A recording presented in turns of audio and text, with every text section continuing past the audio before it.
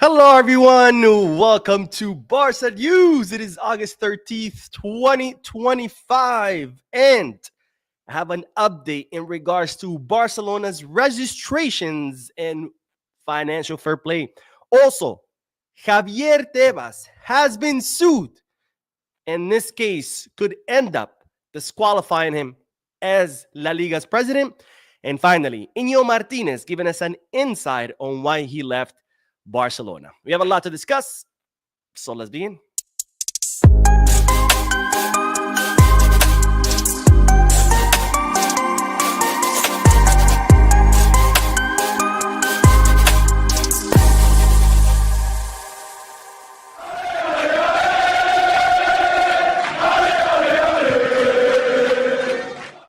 Hello, everyone. Welcome to the channel. My name is Mo. This is the Barca News live podcast, where not only we discuss Barcelona news, but where I also get to interact with you lovely people in the chat section by reading your comments, answering your questions, and getting that discussion going.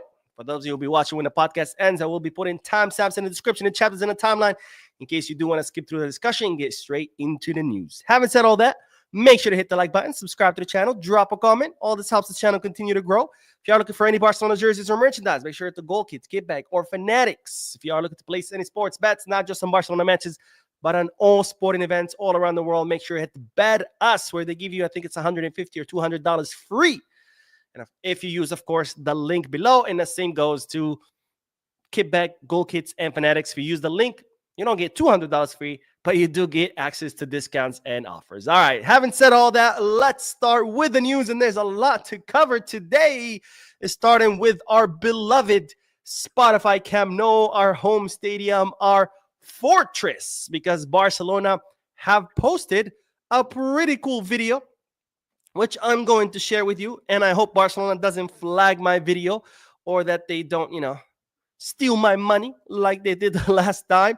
But this is the video that was posted today by FC Barcelona showing the progress at the Spotify Camp Nou. As you can see, in comparison to previous videos that we had seen, videos that have been filmed by workers, it looks like a lot of progress has been done in the interior tunnels. As you know, the grass area, the seats, that has been completed for quite some time. But the rest of the stadium, the access tunnels, the bathroom, things like that, it did not look like there were any close to being done. But now the club showing us progress on the stadium. Here we go. As you can see, they've already even installed the placards, which guide the people to, what section they need to go. This looks to be the room where like all the cables, internet cables, lighting, network cables, etc. are stored. Looks like that area is complete. As you can see, there's still obviously some work. There's still some areas that are closed off. Looks like the floor still needs to be completed, but it looks much better than previous videos, of course. And then, of course, we see the view of the stadium. And look how beautiful our stadium is looking. Of course, this is officially the final pitch. Remember, at a few months ago, a pitch was installed. I told you that was not the permanent one. That was the temporary one. And lo and behold, that got completely removed. And now this is the official pitch. As you can see, they even already have the lines. So that's pretty cool. All seats have been installed in the first two rings, which Barcelona hope to use until the stadium is completely done. The stadium is supposed to be completely done by summer 2026. I doubt that's going to be the situation. These are the LED lights at the bottom of the stands of the second ring, or at the top of the stands of the first ring. I think I shared a picture in a previous video when these are on. It looks pretty cool. And here you see the seats, all done, all installed. The pitch looks amazing. This right here, this is going to be the supporters section. This is why there's no seats, because as you know, supporter section, they're standing the whole time. They're jumping, they're drumming, they're singing. So no seats there, of course, for the supporter section. Look at this. This is brand new. This was not here a few days ago. This is, of course, the bench for both the home and the away team. If I'm not mistaken, if I remember correctly from my tours to the Camp Nou, this is the away, because as I remember correctly, when you come out of the tunnel, the left bench is the home bench and the right bench is the away bench. So this is the away bench, but both benches already installed. And then here's another great view of our beautiful stadium. As you can see here, this is the third ring that's going up. This is going to be the final ring. 2 levels. I think the first level is going to be all VIP rooms, and then the second level is going to be the stands. But looking really, really good. I got to say, our stadium is looking beautiful. Now, this is not the only thing that Barcelona have posted on their page. They have also given us an update in the form of pictures, which I also want to share with you because I think our home stadium is looking beautiful. I have no doubts that it's going to be one of the best stadiums in the world, if not the best. But here's a picture, of course, of the stands. Again, here you can see the LED lights. Those are going to look really cool at night with the Blaugrana colors. Of course, again, the bench has been installed. This is the seats, the new seats that have been installed. They look much, much better than the old seats. In fact, I have one of the old seats. I bought one of the old seats. These look much, much better. And then here's the stadium, again, looking absolutely spectacular. Spectacular. Beautiful, beautiful images and videos shared today by FC Barcelona. Now, as you know, Barcelona will be trying to get back to the Camp Nou by the September 14th weekend, which is the weekend that we're going to be playing against Valencia, our first official home match of the season. But of course, there's still a lot of work to be done. There's still inspections to be passed. The last inspection Barcelona underwent, there were more than 200 deficiencies that Barcelona need to address before they can undergo another inspection. And then, they have to pass all the different inspections. There's the city inspection, the district inspection by the police and emergency services. And then if all inspections are passed, Barcelona will be able to return to the Camp Nou by September 14th. But again, it's going to be done in phases. Barcelona, we're hoping to, go back using the first 2 rings, which has a capacity of 62,000 people. That's not going to happen. The stadium is not going to be ready on time.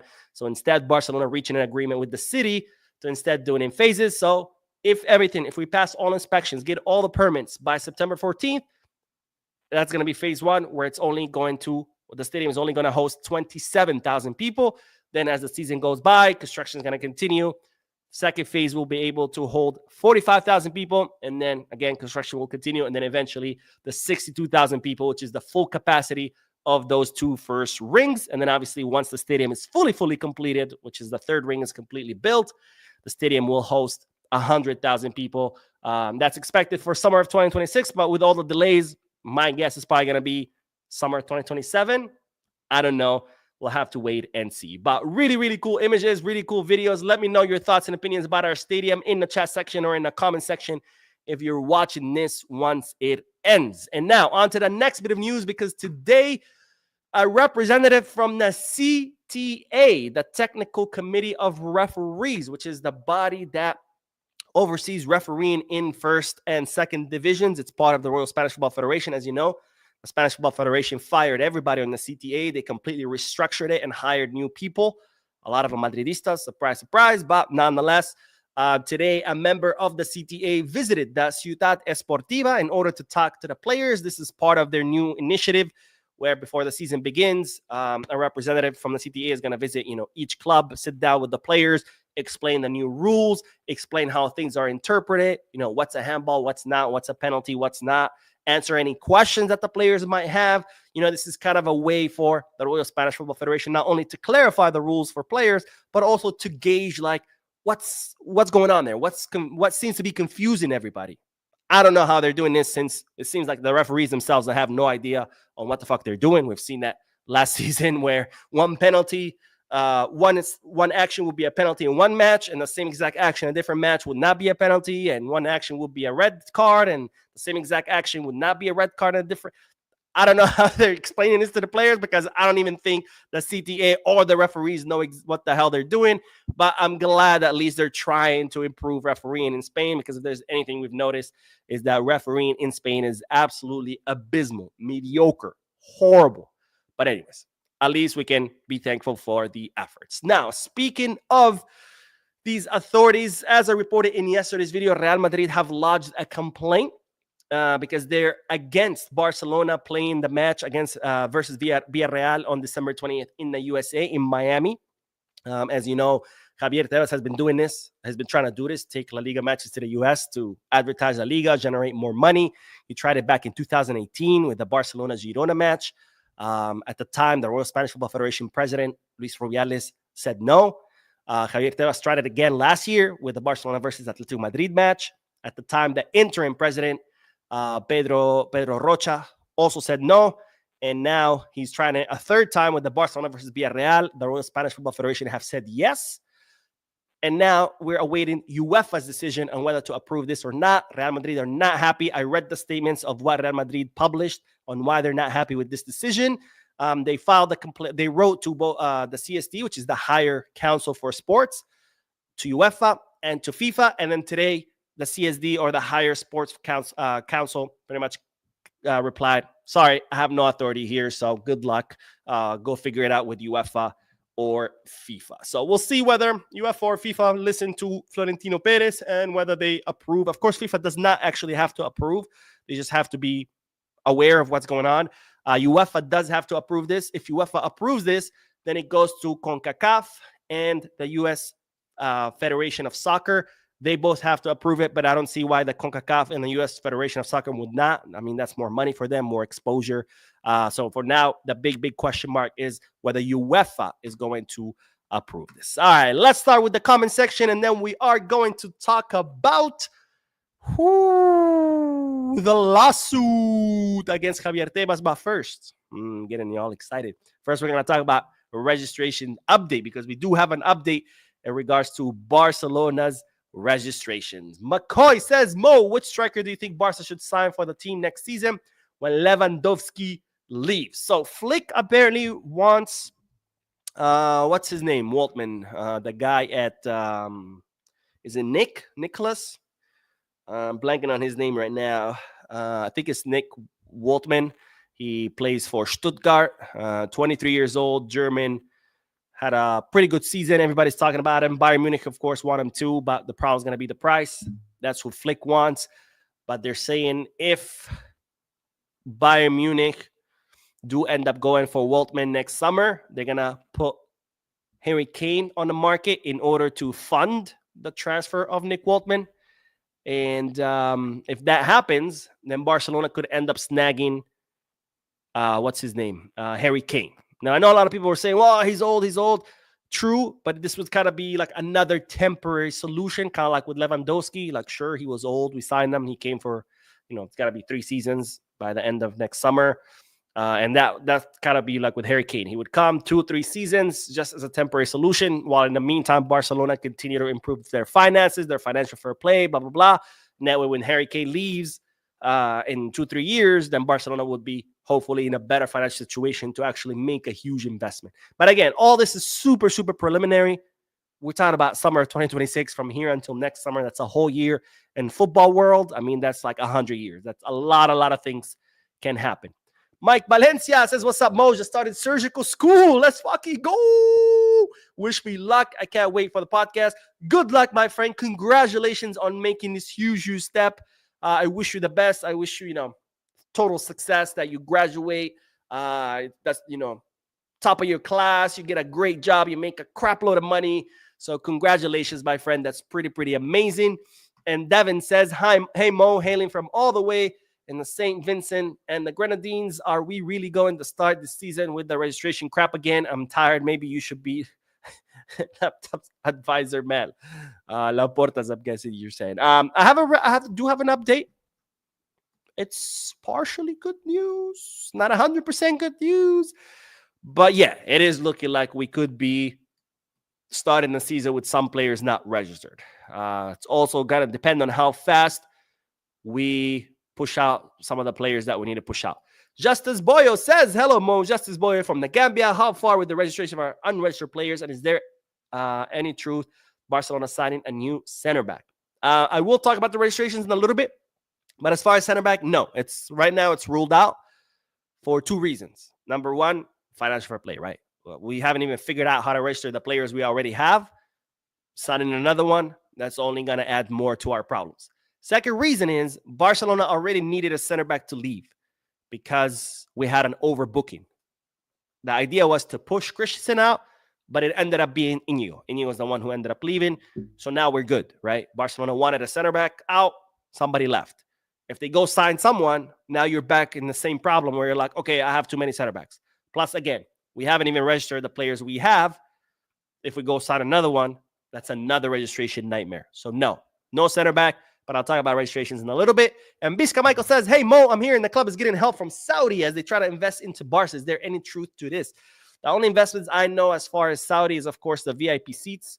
I think one is from Saudi, one from UAE, if I'm not mistaken. But that's as far as I know. If there's anything else cooking that I haven't heard of, I'm not sure. I can't say for sure, but I haven't heard anything. Doesn't mean that that's not happening. It just means that maybe I haven't heard of it, or maybe it is not happening. But as far as I know, no. Anyways, let's get back to the news. And then we'll do more comments. But let's talk about the registrations and Barcelona's financial fair play. Is starting with Barcelona's financial fair play, because today the board of directors unanimously approved 7 million euros in guarantees. What does this mean? This is a bond that the board of directors would put up out of their own pocket and say, hey, we promise that we're going to meet a certain goal. If we meet it, great, everything's awesome. If we don't, then they forfeit that money, okay? The board did this with Jules Koundé in 2022. Barcelona signed Jules Koundé. They could not register him. They started the season without registering Jules Koundé. If you guys remember, he missed, I think, 2 weeks or 3 weeks. I think it was 2 fixtures, if I'm not mistaken. And in order to register him, Joan Laporta and Ferran Oliver, the treasurer, they both put money out of their own pocket, a total of 11 million euros, if I'm not mistaken, as a bond. That means, hey, La Liga, we promise we're going to make enough money later as a club, not as people, as a club. We're going to make money down the road, and that money will be enough to register Jules Koundé. If we make the money, great. If we don't, La Liga, you can take our 11 million out of our own pockets.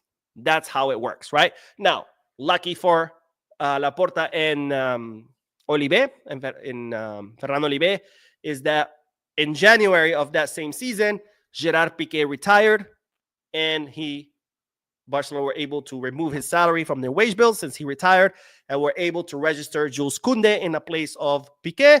So Laporta and Oliver, sorry, I'm still sick, did not have to forfeit those 11 million euros. So now the board are trying to do the same thing. They're going to put 7 million out of their own pockets as a bond to promise La Liga, hey, we're going to make this money as a club from other sources. And if we don't, you can take our 7 million out of our personal money. I'm so sorry, guys. There's going to be a lot of this, a lot of sneezing, a lot of blowing my nose. I'm really sick. Now, you might ask, what is this bond for? It's not for registering players. It's to achieve the 1-1 rule. So I guess it kind of is. Now, as you know, right now, Barcelona are awaiting that auditor report from Crow that they are hoping will say you can count the 100 million euros from the sale of the rights to the VIP seats at the Camp Nou, because now the seats are built. In fact, the seats did appear in the pictures I shared with you earlier on. Now, if that report is generated by Crow that says, yes, you can count those 100 million euros because the seats are now built, and Barcelona submit that report, even though Laporta had initially told us that that report would be enough to achieve the 1-1 rule, it seems like that's not completely true. Surprise, surprise. Laporta constantly changing his story. It looks like Barcelona, even with the VIP seats, the 100 million euros from the VIP seats, they would still be short 7 million euros. And the board, anticipating this, they have approved to put up 7 million euros out of their own money as a bond in order to achieve the 1-1 rule. But again, this all depends on the VIP seats deal being approved by La Liga. If it doesn't get approved, the 7 million is not going to do anything. So the seats have to be approved. The 100 million euros have to be counted. Barcelona would still be short 7 million. So the board would put 7 million out of their own pocket to cover that difference. And that would allow Barcelona to achieve the 1-1. And then throughout the season, Barcelona would hope to make those 7 million euros from somewhere else. I don't know, a sale of a player in the winter transfer market, maybe a sale of a player now that's not being planned, new sponsorship deal, anything, right? And if they end up making those 7 million euros from something else related to the club, then the board of directors get their money back If not, they forfeit those 7 million euros. I hope that's clear enough. If not, let me know in the chat section. I'll try to clarify a little bit more. Now, I do have good news. I did promise you good news. And here it goes. The good news is that La Liga's medical committee has officially approved Barcelona's request to register Joan Garcia in the place of Mark ter Stegen. Now, this doesn't mean that the goalkeeper is registered. They still have to go through that process. As you know, Mark ter Stegen had a back injury. He had to undergo surgery. And because he will be out for 4 months, Barcelona submitted medical paperwork to the medical committee saying, hey, our guy is injured. We need to register someone else. But of course, the medical committee first have to review that medical paperwork to make sure that the injury is true.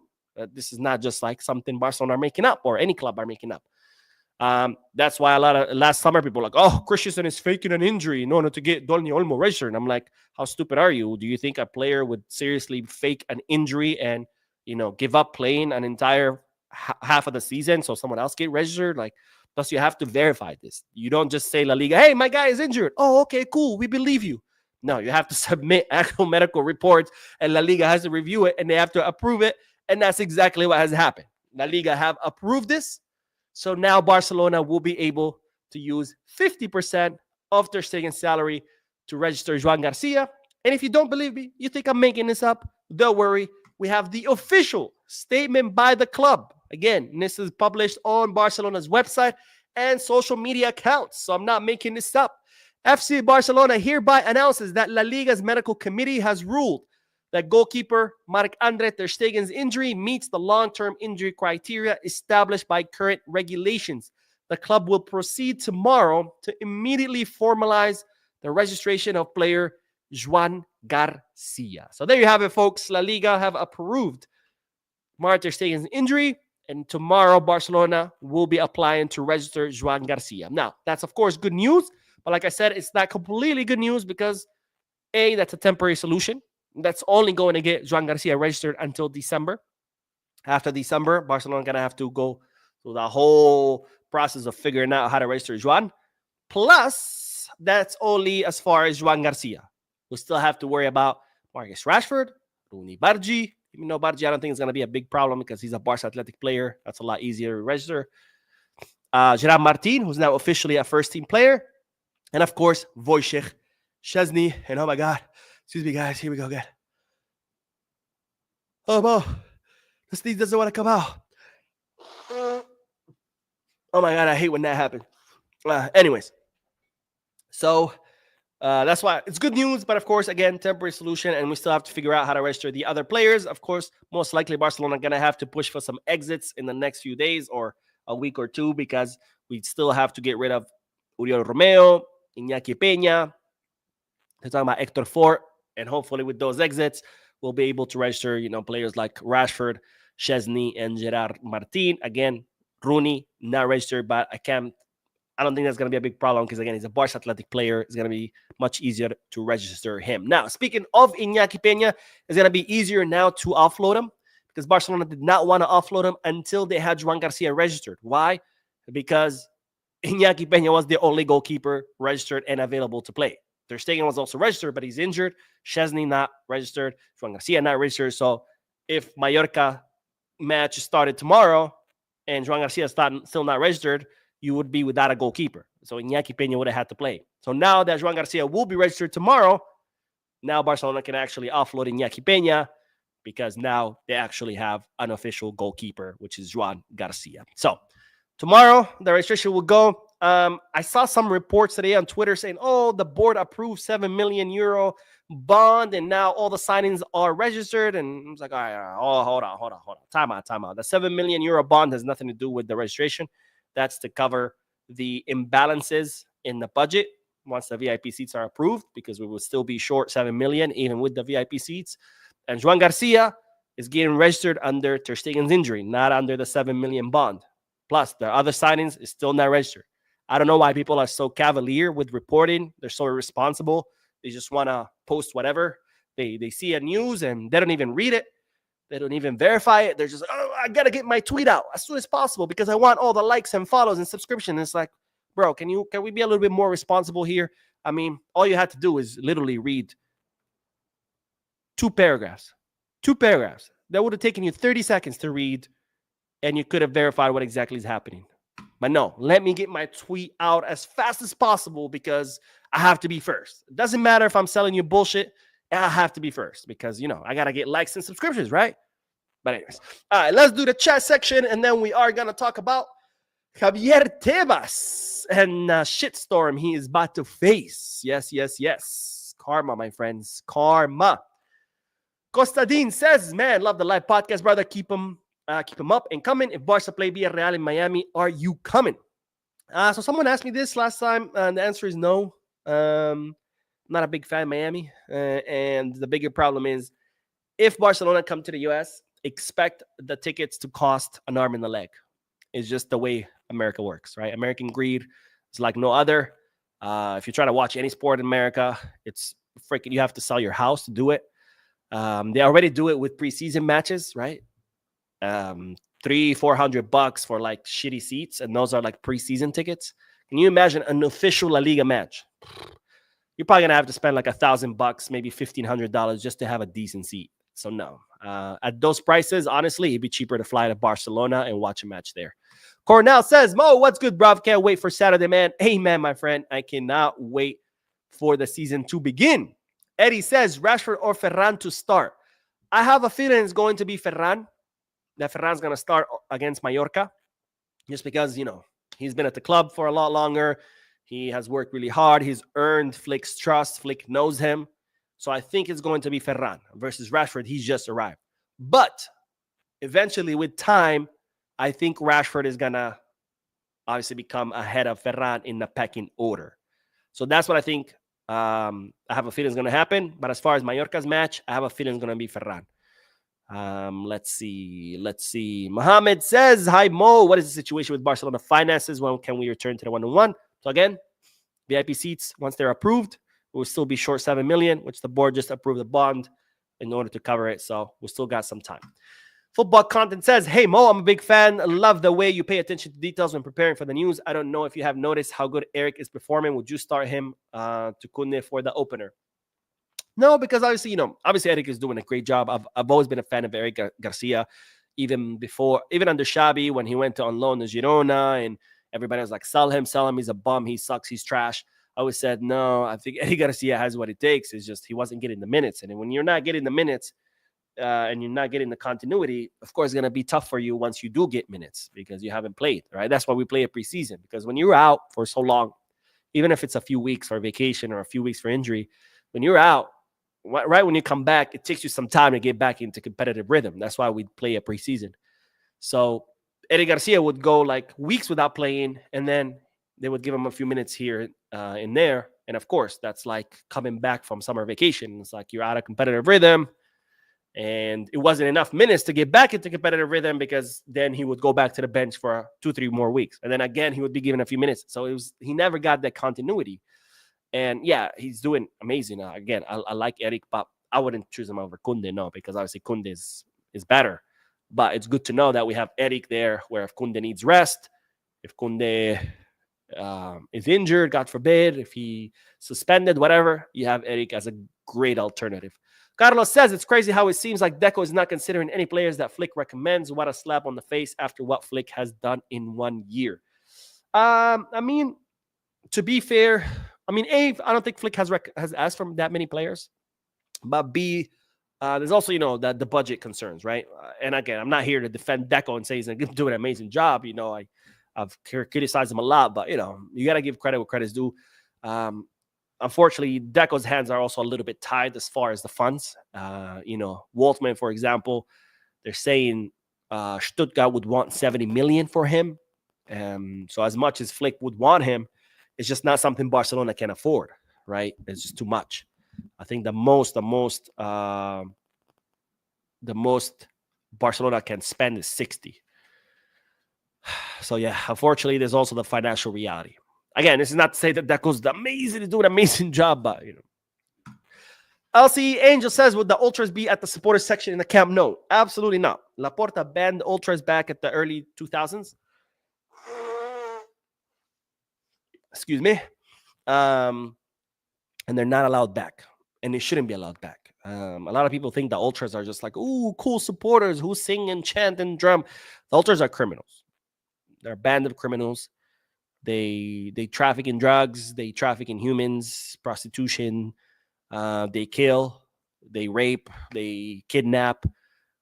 These are gangs. They're criminal people. These are not just like, oh, how cool! Look at them. They're chanting. And no, these are criminals. They're neo Nazis, white supremacists. They have killed fans of other teams in the past. So no, they're not gonna be there, and I hope they never are there. I'd rather have a quiet stadium than have it filled with criminals who do the things that they do. Anyways, let's do the next bit of news because speaking of criminals, just kidding, he's not a criminal, but let's talk about Javier Tebas because Miguel Galan has filed a lawsuit against the president of La Liga. Now, we've talked about Miguel Galan in the past. He is a pretty famous lawyer in Spain, big time lawyer. He also heads the academy to train coaches, I think, if I'm not mistaken. And he's also the head of the Association for Transparency and Democracy in Sport. So he's someone that I guess you can say, what's the word here? Like an auditor, if you want to say that way. I don't know if you know, there's like a lot of people on YouTube that audit the police, where they go up to the police and make sure they're not violating people's rights. That's kind of like how Miguel Galan is, but not obviously with police, but with sports institutions. In fact, he's been vocal and he's been against past presidents. Like he was actually part of the movement to get Luis Rubiales out of the Royal Spanish Football Federation. So he's someone who's like constantly monitoring what's going on in sports in Spain. And if he sees corruption or sees something that's not being done right, he acts upon it. So also Miguel Galan is the guy who told Barcelona, hey, you have a case against Javier Tebas, because again, he's a lawyer. He knows what he's talking about. He even cited to the laws and statutes and cases and precedent. Because as you might recall, Javier Tebas, when the whole VIP seats deal happened, when Barcelona sold rights to the VIP seats, and initially La Liga approved 100 million euros, but then the auditor Crow said, no, you can't count those because that's the seats are not built yet. So then La Liga said, okay, never mind. If you can't count the 100 million, you're not under the 101. Javier Tebas posted all that information on his Twitter account and also on La Liga's website, which is a violation of confidentiality rules, because when clubs submit their finances to La Liga for inspection, they expect that stays between them and La Liga. They don't expect the president of La Liga to share that on Twitter for the whole world to see, and definitely not on La Liga's website, again, for the whole world to see. So when that happened, Miguel Galan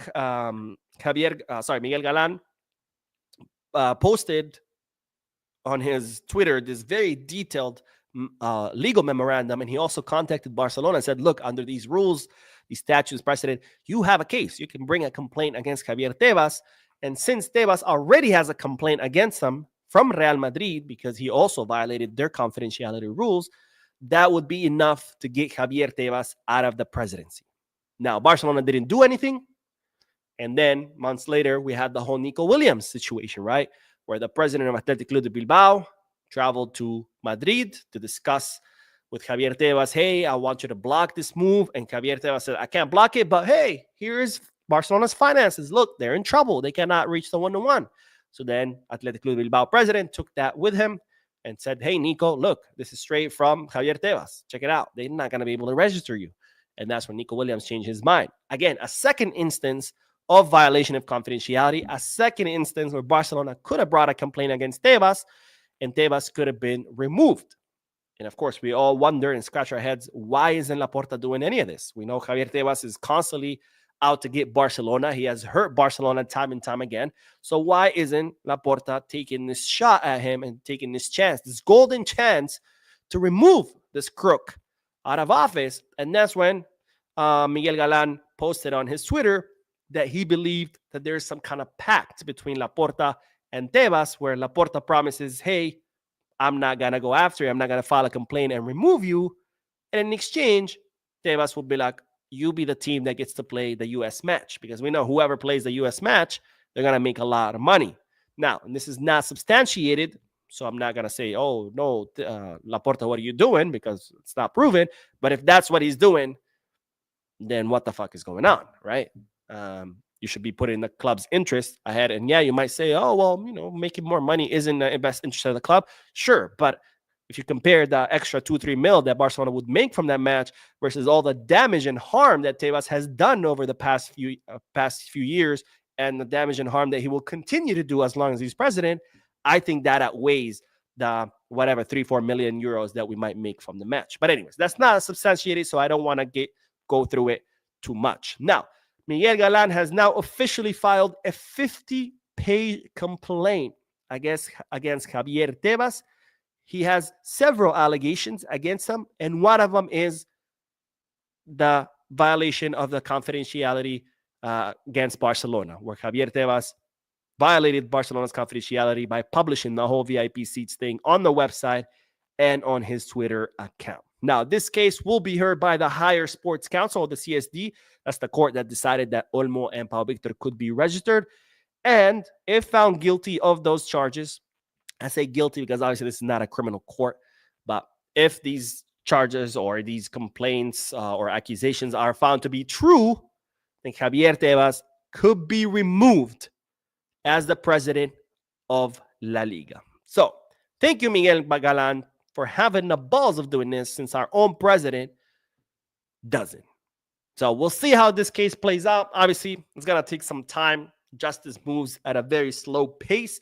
But don't worry, because I'll be here to update you on what goes on with this case. All right, let's do more comments, and then we are going to talk about Inigo Martinez, because he has given his first exclusive interview since he left Barcelona, and he has explained why he left Barcelona. Eli George says, hey, Mo, I start my RN nursing. Oh, my God. Sorry. I have a really bad cold. I promise you, I'm not doing coke. It's just my nose is constantly running. Eli says, hey, Mo, I start my RN nursing program on Monday after many, many years of work. Praying I still have time to keep up with your vids, but I will always make time for Barca. That's amazing, my friend. Congratulations to you for starting RN school. Congratulations on taking this huge step. I wish you the best of luck. I wish you full success. And don't worry about my videos. This is first. Your future, your career, that's a lot more important. So focus on that. Get through school. Get your licensing. And then, you'll have plenty of years to watch my videos or Barca or, anything else. Nana says, hey, Mo, there's something I've been thinking about for quite some time now. Wouldn't it be feasible and prudent for Barca to consider partnering some successful brands that produce toothpaste where we can? Yeah. Why toothpaste, though? Is it kind of like brush your teeth or you're going to suck at football? Sure. Any partnership that brings Barcelona money, why not? Alexis says, will we ever get a straight answer from La Liga on what we need to reach the 1-1? It feels like goalposts keep moving every time we close. We get 60 now. We need 100. We get that. We need... You know what? I've learned now that it's not the La Liga that keeps moving the post. It's Laporta that keeps selling us bullshit. Remember the Nike deal? He was like, Nike deal, we're going to reach the 1-1. That shit happened over a year ago, and we're still not under the 1-1. And then they came up with excuses. Well, we were expected to reach the 1-1 with a bonus from Nike, but, the bonus has to be prorated. So it's not really 150 million. It's 150 million divided by the length of the contract, which is 10 years. So it's 15 million. And I'm like, but you knew that. That's not nothing new. That's not something that La Liga changed. Under financial fair play, you always prorate things like that. You prorate on the length of the contract. You sign a sponsorship, for example, the sponsorship with the Congo, with the DRC, that's a 44 million euro sponsorship. That's not going to count as 44 million euros for this season. That's going to be count as 44 divided by 4 years, which is the length of the contract. So that's 11 million per season. Everybody knows that. There's nothing new. So what does that tell me? Is that it was just bullshit. He lied to us to get us all excited, get us all hopeful. And then when it didn't happen because it wasn't going to happen, because he knew it wasn't going to happen, let me blame someone else. It's La Liga's fault. So I'm starting to learn that it's not really La Liga moving posts. It's just Laporta selling us bullshit. It's kind of like, with the stadium. We're going to be back in November, then December, then February, then April, then May, then August. Now September, maybe. It's like he's the one who keeps moving the post because he just wants to keep the fans engaged. And, we're going back next month. Yeah, let's go. Next month comes. Oh, no, it's actually the month after. Yeah, let's go next month. And it just keeps people like that hooked. But I'm a hater and, Shin says, hopefully the case against Tebas doesn't drag. It feels like the Man City case. I mean, I'm sure it will. These cases, justice moves very slowly. I'm sure it'll move a lot faster than a regular court of law. This is the Sports Council, so it's like a private tribunal. They do move faster, but it's still got to take some time. Don't expect an answer by next weekend. It's probably going to take a year or two, maybe even more. But thank you for your donation, my friend. Let's see. Carlos says, hey, Mo, have you seen the pictures from the Gamper game where Kunde zoned out? Man, looks so sad. I have not, but I'll have to look for them. Glenn Noel says, Mo, or is that moi? It's not adding up. We had so many departures. Why doesn't it seem like it's getting harder every year to register players? Math's not mathing. No, the math is mathing, but that's how big of a problem we're in. That even with the exits, you're still not quite there. Let's say you owe $10,000 on your credit card and you're working, and your boss says, hey, I'm going to give you a bonus of $5,000. It's a lot of money to get a bonus for. And you're like, hell yeah, $5,000, let's go. And you go and you pay the $5,000 towards your credit card debt, and the bank says, you still owe me money. And you're like, wait a minute, I just gave you a crap load of money. That math ain't mathing. And the bank is like, oh, yes, it is. You owe us 10. You gave us 5. You still owe us 5. So the math is mathing. That's how past our wage limit we were, right? And if you are past the wage cap, you have to reduce your wage to below the wage cap so you can register.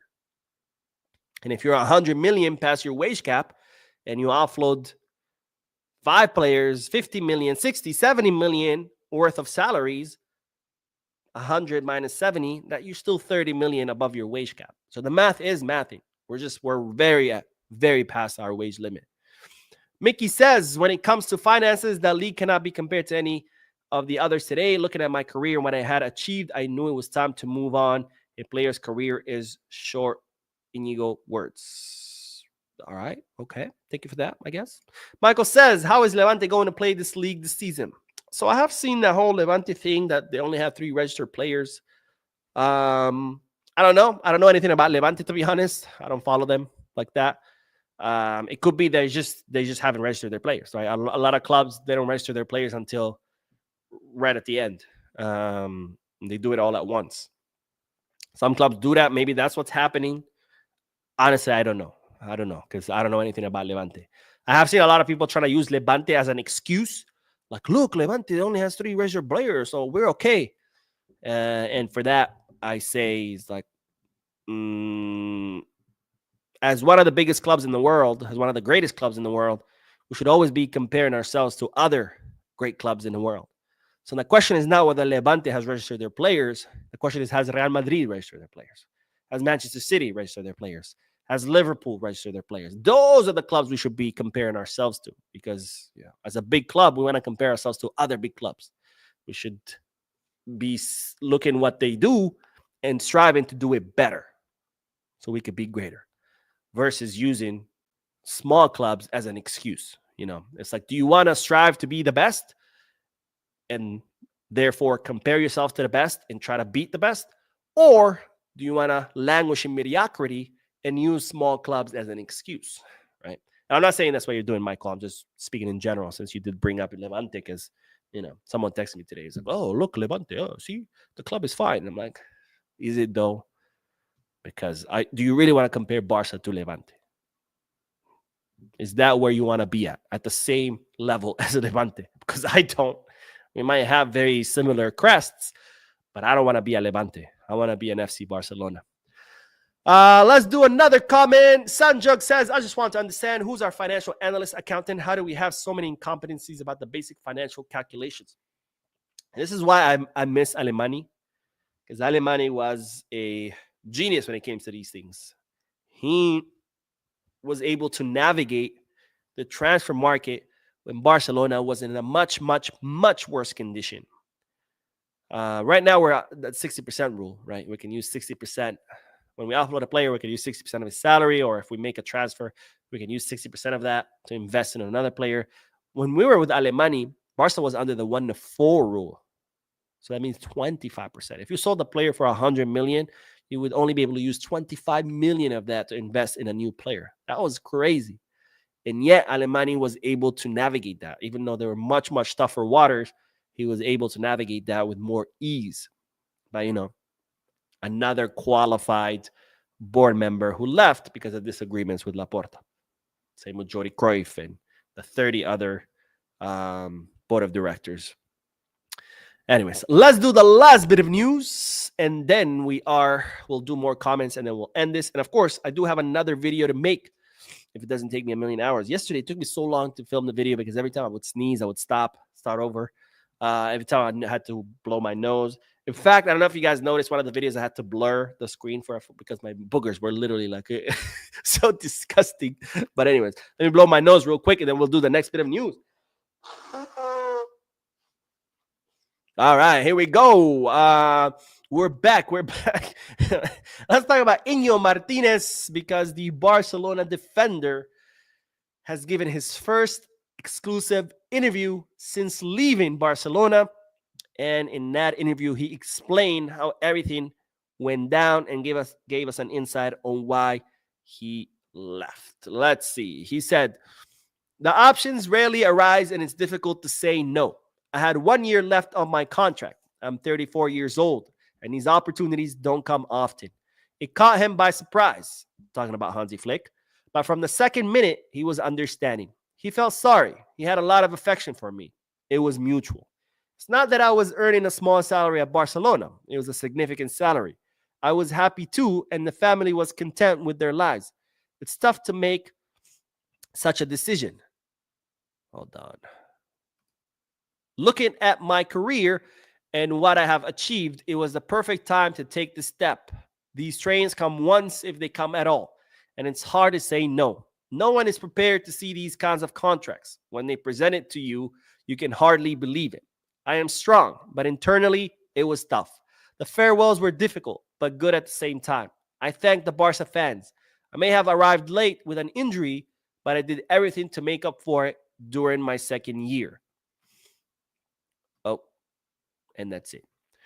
So there you have it, folks. Inigo Martinez explaining on why he left FC Barcelona. And while the short answer is it's because he, of course, was offered a contract that he simply could not say no to. Now, he was earning 7 million euros net at Barcelona, but now, of course, he will earn 10 at Al Nassr with the possibility of extending it for 1 more year. So technically, he could end up making 20 million net over 2 seasons versus Barcelona. It would have been just like 1 season because this was his last season, and he would have earned 7. Right, so 7 versus 20. Obviously, you cannot say no to that, especially at his age. He's 34 years old, had 1 year left on his contract. The chances of him getting a big contract had he stayed this whole season are pretty small. The chance of Barcelona renewing him would have been pretty small. And even if they did, they probably would have renewed him with a much, much lower salary. But here, he has a chance of making 10 mil this entire season with an option to renew for another one, making another 10 mil on net. And of course, when you're reaching the end of your career, you have to think about, hey, if I have an opportunity to cash out right at the end, why not? Because after that, he's not going to have this income anymore as a football player. So it was strictly a financial decision. Again, I don't blame him. You're 34. It's your last chance to earn 10 million euros net is 20 million euros gross in Europe. And that's the kind of salaries that players like Lamine, like mega stars make. So if someone is offering you a mega star contract at 34, you're not going to say no to. So that's what Inigo Martinez said. Of course, it's still sad. I feel like, I don't know if you guys seen Titanic, the final scene where Rose is floating on the water on the door. Jack has already died and drowned. And then there's a boat passing by looking for survivors. And Rose says, "Come back. Come back." That's how I feel right now. Come back, Inigo. I love you, bro. Please, don't leave me. Anyways, that is all the news for this podcast. Let's do more comments and then we'll end this. And then, of course, I'm going to post another video later tonight because guess what? There's more news. There's always more news. R says Javier Tebas is removed. Is there even a possibility for Hernán Madridista to take his place? I was thinking why Laporta did not act on himself. Maybe the replacement candidates are worse. This whole like, I don't know what's going to come later, so I'd rather not act. Honestly, to me, it's nonsensical, and to me, it's very cowardish kind of thinking. If something is bad for you, you got to remove it from your life. You cannot keep it because maybe the next one's going to be worse. Well, if the next one is worse, then you remove that, and you keep doing that until you have something good. You're not going to stay with a girlfriend that cheats on you and is terrible to you because you don't know if the next one's going to be even worse. No. The girlfriend is toxic, you break up with her. And if the next girlfriend is more toxic, you also break up with her. And you do that until you find the right one. This whole of like, oh, I don't know what's going to come next. So that to me is nonsensical. And again, it's a very cowardish way of thinking. I don't know of any candidates right now. They said there was talks about Alemany running for president of the Royal Spanish Football Federation. Maybe he could run for president of La Liga. But obviously, right now, there's no candidates. The election was the election was a few months ago. I think it was beginning of this year, right? If I'm not mistaken. I might be confusing my timelines. So there's no candidates now. Doesn't mean that no more candidates are gonna, present themselves. But again, just because you don't know what's gonna come next, that's not excuse to keep going with what's already bad for you. Let's see. Just another person. No, my friend, you're more than that. Appreciate yourself. Says, hey, Mo, are you willing to sacrifice a season or two from no science to improve the club's finances? Yes. I think this season we could have sacrificed not signing anyone to improve the finances. I mean, don't get me wrong. I'm happy with the signings. I think Joan Garcia is a great signing, 25 mil for a 24-year-old goalkeeper with lots of promise. I'm very happy to have him. What's his name? Rashford on loan. I mean, that's a signing you could have still made, by the way. So we wouldn't have had to sacrifice that. Rooney Bargi, 2 mil. That still signing could have been made. But this season, we could have definitely went without any of these signings. How do I know? Well, we just came off a season of winning 3 trophies and making it to the semifinal of the Champions League. You're telling me because we didn't sign Joan Garcia or Rashford or Rooney Bargi that this team was going to fall apart next season? No, it would have been performing at a really good level and even better, right? Because they've been playing together longer. Last summer, Nani Olmo, 60 million. Again, great player. But did we actually need him with so many attacking midfielders? No, we could have went without him either. So that's right there, your 2 seasons. We could have gone without any signings last summer, could have gone without any signings this summer. And just, it's not ideal to have Ter Stegen and Chesney, but it worked last season. Why shouldn't it work this season? Or even keep Iñaki. Fuck it. Keep him until the end of his contract. Again, he did a great job the first half of the season, and Chesney did a good job the second half of the season. You could have done the same thing this season. Kept the 2 of them. So that right there, you have your 2 seasons where you could have gone without signings to improve the finances. So yeah, because A, we have great players already, and B, we have our academy, which are absolutely amazing. So yeah, I would have gone those 2 summers without signings. Roger says, Mo, I agree with Glenn Noel. It's not adding up. Barca won 3 domestics. Again, just because you're making money doesn't mean that all of a sudden all your financial problems go away. You're talking about 10 years of destruction at the hands of Bartomeu and Rosé. That's not going to go away with 1 season of winning 3 trophies. It's just not. It takes a lot longer to build than to destroy. It's a lot easier to get into debt. I mean, you can get into debt literally in 1 day. Just get all your credit cards, combine them, go to the mall, and just max them all out. Literally 1 day. Bomb. You're probably in $100,000 debt. Now, let's see how long it takes you to pay that $100,000 down. PMA Yoder says, hey, Mo, curious as your thoughts. Even with the on-field success, there's a lot of off-the-field chaos. What do you view as the chances that Laporta doesn't get reelected? It might be a little bit too early to tell because it's going to depend on how the season goes. But if there's anything we've learned from the Sochis is that they have very short memories. And that the only thing they care about is the team's success on the field, right? And as long as the team is doing well, they don't care who's president. How do I know this? Bartomeu, right? Bartomeu was literally already destroying the club, and we all knew about it. And he got reelected. Why? Because the year elections happened is the year Barcelona won a treble with Luis Enrique and an MSN, right? So even though Bartomeu was already destroying the club from the inside, and we knew that he was destroying the club from the inside, the socials looked the other way because they're like, who gives a shit? We just won the treble, and that's all I care about. So if the team does great this season, which I expect them to do, the same thing's going to happen. The social's going to forget every little lie, every little mismanagement, everything, and all they're going to care about is that the team is winning, which is obviously, it shouldn't be the only thing that we should be worried about because we saw that even though the team was winning under Bartomeu, we saw all the damage that he did and how it almost ended the club. So yeah, winning trophies is great. But if the club ceases to exist because of mismanagement, then what are those trophies going to do for you? You know, what's the point of saying, hey, I won a treble, but my club doesn't exist anymore? What's the point of that? So to answer your question, very small chance. The Jeff says, I think Inigo will earn more than 10 million. There are no taxes in Saudi. So that's 10 mil net. How much it is gross, I don't know. But as far as I know, it's 10 mil net. Just another person says, Mo, I saw the club is stripping down the women's team. Can you explain what's going on? Why are they selling their important players? To be honest, I don't know. I haven't been following the summer transfer market of the women's team. But I'll definitely look into it, and I'll get you an answer. And Shin says, I really hope you're feeling better come Saturday, not only for your own health, but I'm really looking forward to joining you on the Mocast. Yes, Mocast on Saturday, followed by the Watch Along. Of course, the Mocast is for members only, but the Watch Along, everybody is welcome. So it's going to be a busy day. I'm going to be sitting in this chair for many hours, just talking my ass off. Hopefully my throat will be better by then, even though it is better now. Now it's just my congestion, my nose, and I can't stop sneezing. And it was way worse last night, by the way. Thank God it's better now. Last night, I couldn't get 2 words in. Like, filming the video was almost impossible. But thank you, my friend, for your generosity and your donation. And Bariano. I don't know why I couldn't read that word. Apparently, being sick also means you can't read.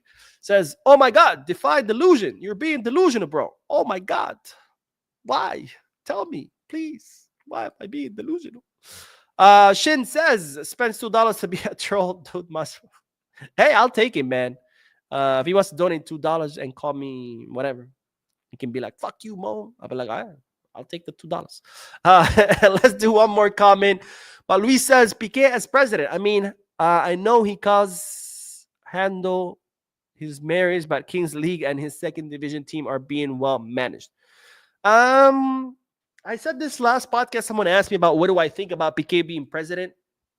And I said, I would prefer that Piqué maybe got a job on the board of directors first, like in a lower position. Because obviously president is like a huge position, right? It all lays on your shoulders. The buck stops with you. So I think maybe, a lower position on the board where he can get to know the inner workings of the club. Because one thing is to be a player, another thing is to be upper management, right? So maybe a job where lower position on the board where he can get to know the inner workings of the club, how everything works, blah, blah, blah, get some experience, hey, all that good stuff, and then maybe become a president. Or maybe not. Maybe he'll just have a knack for being a president without the experience. But that's what I would prefer, is that he would get some experience. As far as Andorra, he's actually not managing it. He's just the owner. I looked it up other time live. He's the owner of Andorra. He's not actually the president of Andorra. So, there's a difference between owning a club and managing a club, right? It's kind of like saying the Sochis are doing a great job, or, they just own it and not part of it. They're not part of the management. So As far as Kings League, I honestly don't know much about the Kings League, so I can't really say. And let's see. Costadin says everything. Every time you go to sneeze, I look at the screen thinking another ad. It's not an ad, I promise. It's not a. Let me see. Bariano. All right, let's see. Let's see. Why am I delusional? Explain to us, please. Said we should be looking to be like Madrid and City, if not better. But we should not sign players like Levante. You're contradicting yourself. Plus, I think you're misunderstanding what I'm saying. I'm not saying we should sign like those clubs. Neither sign like Madrid nor sign like Levante. We should always strive to be better than the big clubs and not use small clubs as an excuse. What does that mean? Does Real Madrid and those clubs having registration issues? No. All the players they signed, they knew that they could afford, and they signed them knowing how to register them. We are doing what Levante did. We signed players not knowing how to register them, and now we're struggling to register them. So who do you prefer we be like more? To sign players when you know how you're going to register them, or to struggle, like Madrid, or to struggle with registration of players because you have no plan in place like Levante? I prefer we follow the Madrid route and have a plan for the summer and say, look, this is what we can afford to buy, and this is what we can afford to register. Oh, we can't afford to buy or register anyone? Then let's not do it. That's the point. It's not that we should be signing like Madrid or signing like Levante. It's that we should have a plan in place. A responsible president, a responsible institution doesn't overspend. They don't spend beyond their means. That's what a responsible institution does. That's what a responsible human being does. If you know you can't afford a car, you shouldn't buy it. But you don't go ahead and buy the car and then you're like, oh shit, how am I going to pay for it? I'm going to have to get a part-time job. I'm going to have to sell some stuff in my house, blah, blah, blah. You just simply don't buy it. Same thing here. We should be responsible. We should have plans in place, and we should follow those plans in place rather than let's just do it now and we figure out later, like Levante does. That's not what we should be aiming to be like. Should aim to be like clubs who actually have plans and stick to them. That's what my point is. Let's see. Sanjog says, hey, Mo, can you please tell us about the meetings between the Socis and the board? I remember there were a bunch of old Socis in a meeting held by Laporta. We're about to sell our assets. The club, I'm not sure what exactly you're asking, but the club as an institution that's owned by its Socis, a lot of things have to be approved by the Socis. For example, the sale of the assets, that's something that the club needed the approval of the Socis because they are owners of the club. And if you're going to sell what they own, you can't just be like, haha, I sold your shit, bye-bye. You have to get their approval, right? So that's what their meeting, those meetings were. There's always general assembly meetings where the club meets with the Socis, whoever wants to attend. Obviously, you don't have to. And then they present, look, this is what we're doing, because again, this is their club. It's the Socis club. So you have to keep them informed. Hey, this is what we're doing. This is how much money we made. This is the money we're spending. This is what we plan to spend on. This is what we plan to make. Right. So these general assemblies it's kind of like the board of a company meeting with the shareholders and letting them know, hey, this is what we're doing with your company. That's what it is. And sometimes, again, it is to get approval for certain things because you cannot just do things without their approval because they're the owners of the club. John says, Mo, what about the Inigo's 14 million wage that is free? Can we register another player since Juan will be registered in place of Matt? So, because we're not under the one-to-one rule, we can only use 60% of the 14 million euros that Inigo Martinez has freed up on the wage bill. And that is 8.2 million euros. So we can only use 8.2 to register someone else. That's gross. Net, that would be 4.1 million. Who can you register with 4.1? Maybe Chesney, maybe Gerard Martin. I don't know if both, but definitely not someone like Joan Garcia, who has a bigger salary than that, and definitely not someone like Marcus Rashford, who much bigger salary. So that's the problem with not being under the 1-1 rule, is that you cannot reinvest all the money that you free up or even all the money that you make from a transfer. Let's see. Brendonub says, Mo, how were your high school years watching Barcelona? That's a good question. In high school, I wasn't like an avid watcher. Like I did watch matches here and there, but it was nothing like now. Like now, I don't miss any single match. And the only reason I miss a match now is because, I don't know, I'm flying or some emergency happened, something crazy. And I still go back and watch the replay. So now I don't miss any matches. In high school, being a teenager who's, fucking around, partying, chasing girls, my number one priority was not watching matches. I still did every now and then, but it was definitely not as much now. And I definitely was not aware of what was going on at the club. Like, I didn't know who the president was or the board or what were they up to or what were they doing. And if I found out about a signing, is because the club had just announced it versus, oh, we're about to sign this guy or Barcelona negotiate with this guy. Like, I wasn't as involved. Let's put it that way.